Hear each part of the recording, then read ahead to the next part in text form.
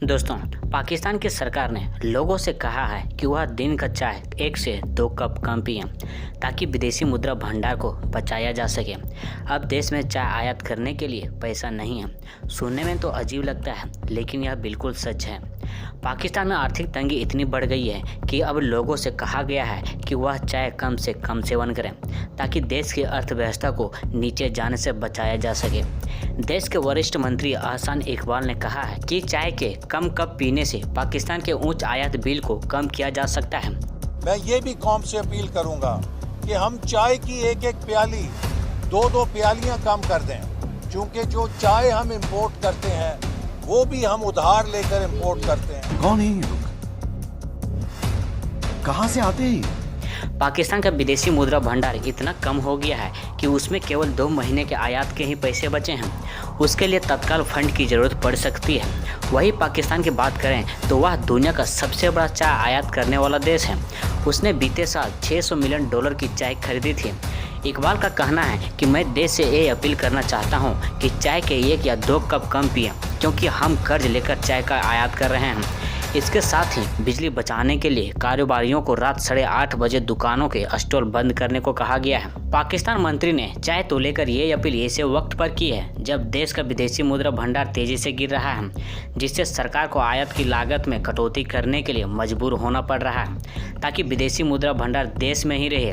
इसके साथ ही चाय की कम खपत वाली इस अपील को लेकर सोशल मीडिया पर खूब चर्चा चल रही है। लोगों का कहना है कि देश की आर्थिक हालत इतनी बिगड़ गई है कि चाय तक की कटौती करनी पड़ रही है। पाकिस्तान का विदेशी मुद्रा भंडार गिरकर फरवरी में $16 बिलियन हो गया था। फिर यह जून के पहले हफ्ते में $10 बिलियन हो गया है, जो अगले 2 महीने के सभी तरह के आयात के लिए मुश्किल से पर्याप्त होगा। बीते महीने कराची में आपात आर्थिक योजना लागू की गई थी, जिसके तहत 38 गैर जरूरी और लग्जरी वस्तुओं के आयात पर रोक लगा दी गई थी ताकि पैसा बचाया जा सके।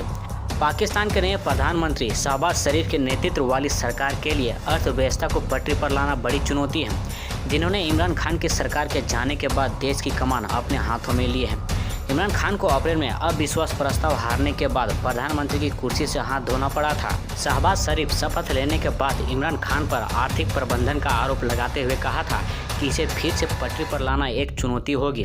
पाकिस्तान अपने आर्थिक संकट को हल करने की कोशिश करते हुए श्रीलंका की नकल कर रहा है। अपनी पिछली गलतियों के साथ साथ वर्तमान में घरेलू स्तर पर होने वाली घटनाओं पर पाकिस्तान की सरकार ध्यान नहीं दे रही है। साथ ही पाकिस्तान उन सबक की अनदेखी कर रही है जो वो श्रीलंका से सीख सकता था। श्रीलंका की तरह ही पाकिस्तान भी महत्वाकांक्षी राजनीतिक नेतृत्व और अत्यधिक बाहरी उधार के परिणाम स्वरूप आर्थिक तौर पर लगातार कमजोर हो रहा है। संभव है कि आने वाले समय में श्रीलंका की तरह ही पाकिस्तान में विदेशी मुद्रा भंडार भोजन, ईंधन और दवाओं की कमी से जूझ सकता है। तो आइए दोस्तों, आखिर जानते हैं वो 5 बड़ी वजह कौन कौन से हैं।